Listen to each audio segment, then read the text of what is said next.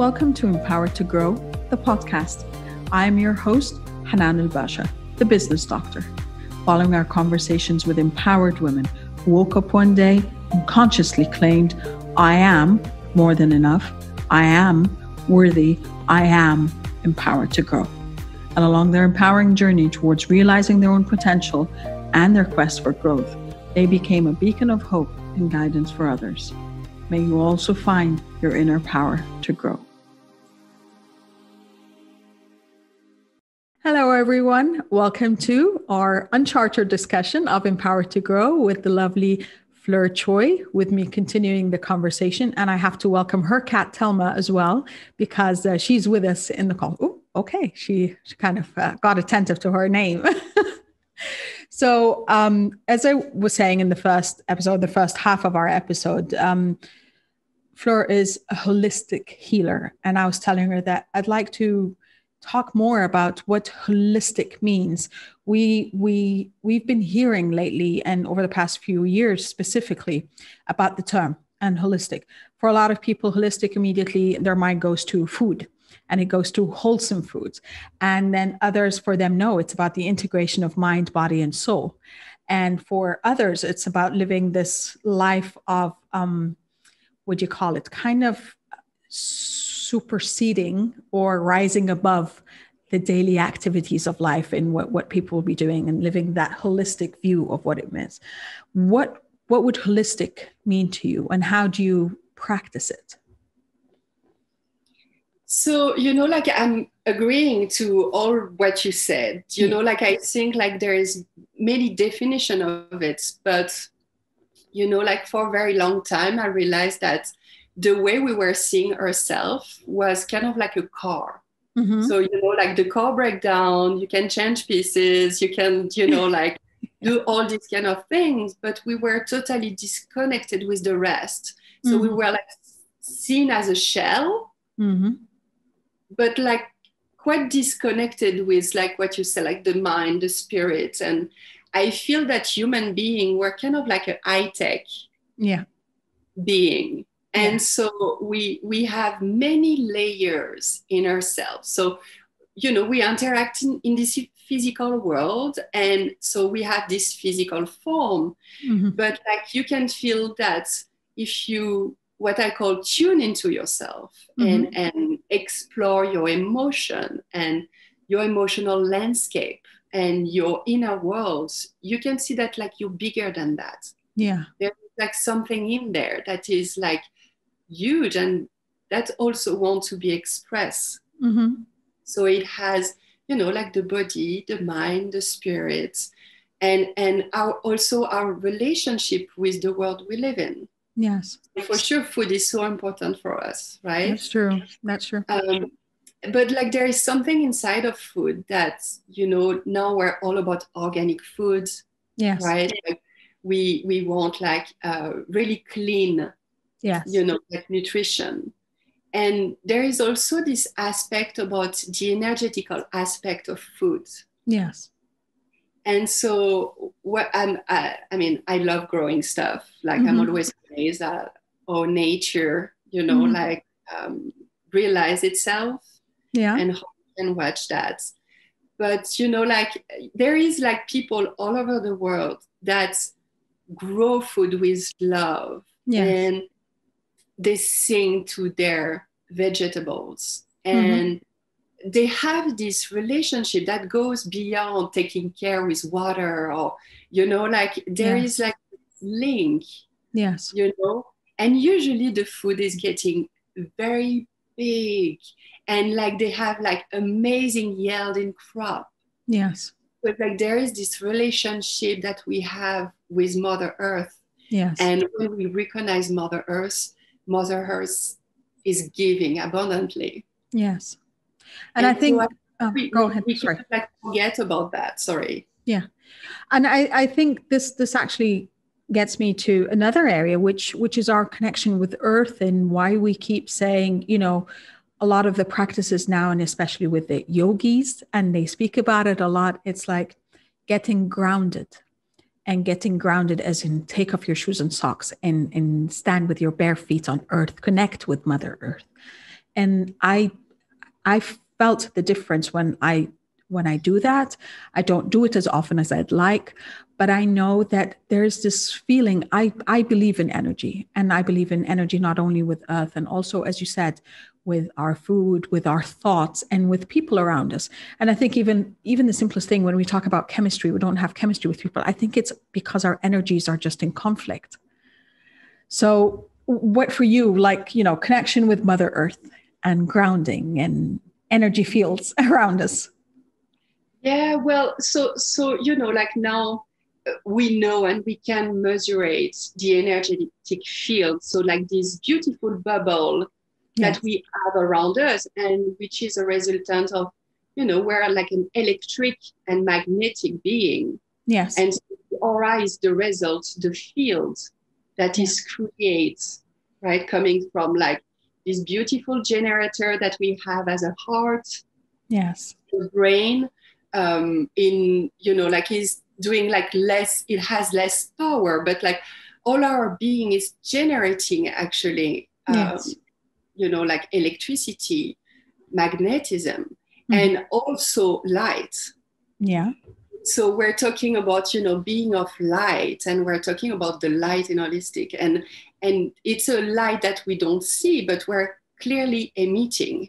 Yes. So we have this beautiful energy around us, and it's kind of like, protecting us, and it's a part of us. So we cannot really see it. Some people can, but like it's always fluctuating, expanding, contracting, depending of our emotional state, what's happening to us. So it's always interesting to, kind of like try to see where is your energetic field. So this energetic field connects us to our environment, right? So what we have around us, the cosmic energy of the stars, we're also linked to that. We're also linked to Mother Earth. And so, the way we live and the shoes and we're very intellectual being. Yes. From a very young age, we've been taught to be in our heads, and we're really, like working on an intellectual perspective. And so this is great, but we're not only intellectual. Yeah. And so when I see the energetic field of my clients, I could say that like we're quite like that. We're like a reverse pyramid. Okay. So it's quite far off of the theoretical, beautiful aura that we're supposed to have all around us. Yeah. And so because we're working a lot with our minds, we're kind of like disconnecting with the body. So energetically, I always see we have like those head, that like bobless floating heads. Floating heads, and totally disconnected with the body. And so when you are in your mind a lot, and the mind is this beautiful thing, but the mind is really a problem solver. And so, like I feel very privileged. I'm living in Canada now, like it's a beautiful place, and so I feel that, like if I don't practice it, I'm not connecting to my body enough. Okay. And so I'm not in touch with myself. Like I don't really know what's going on. And so energy is like electricity. You can like see it that way. And so from an electric perspective, you understand that we need this connection. This connection to have like this flow of energy to come and goes. And so, like this intellectual perspective, this problem solver perspective, we don't have so much problem. I mean, like my life is pretty sweet, Yeah. But I still find problem. Yeah. And I know that it's from this mind perspective to always watch what can happen, what might happen. And I used to take a lot of energy to, like this kind of like nostalgia of the past and the worry about the future. Yeah. But I'm not in the present moment. Yes, and that's so true. When you are what we call grounded Yes. in your body, in the physical body. Mm-hmm. You're in the present moment. Yes. And this is from the present moment that you can change your life. That's true. Not from the past, not from the future. That's true. It's happening not tomorrow, right? It's happening today. Yes. And that's why I keep imploring that or advocating for more mindfulness, because when I realized that when I started employing mindfulness in my life, I realized that being in the present, being in the here and now, putting my energy and that flow of focus into what I'm doing yields a lot more positive impact and effect than when I, as you said, led the life where this was disconnected. My head was disconnected from my body. And I'm here, I'm trying to solve this. And I'm worried about my son being in school or whatever, and I have to pick him up, or, you know, what I need to do then, or what's the next meeting, or what's the next submission, or whatever it is. And I realize if I pour my energy and my focus into what I'm doing now, I can do it a lot more effectively and I can get it done a lot faster. Or I yield a lot more productivity out of that time slot that I have allocated, even if that means that time slot. And that's what also when I talk to friends and clients and stuff, and they're like, I don't have the time. I don't have the time to take care of me. And I said, 3 minutes. That's all I ask of you. 3 minutes in the morning, 3 minutes in the evening, whether you want to do it standing up, sitting down, lying down, you want to breathe, you want to meditate, you want to listen to something nice, you want to just light up a candle that barely, you know, just gives you an odor or aroma that moves you through the day. That's all that is needed. But be mindful about those 3 minutes, and you will find yourself expanding that slot to more, because you will start yielding the benefit from it. And I think that is the part where we start, the connection starts forming or reforming between mind, body, and spirit, where you start saying, okay, and back to what we were talking about, the first part is, I am worthy. I am worthy of my attention. I am worthy of my time. I am worthy of my love. I'm worthy of my own energy. And if I can fill my vessel, I can overflow to others around me a lot easier. Yes, and that's very, very important, especially for people that are, you know, like that the light worker of this world. And really, you know, like at some point when you realize your life, you know, you're like, I can see, like, you know, I'm going to speak for myself, but like more and more, it's not about me anymore. Yes.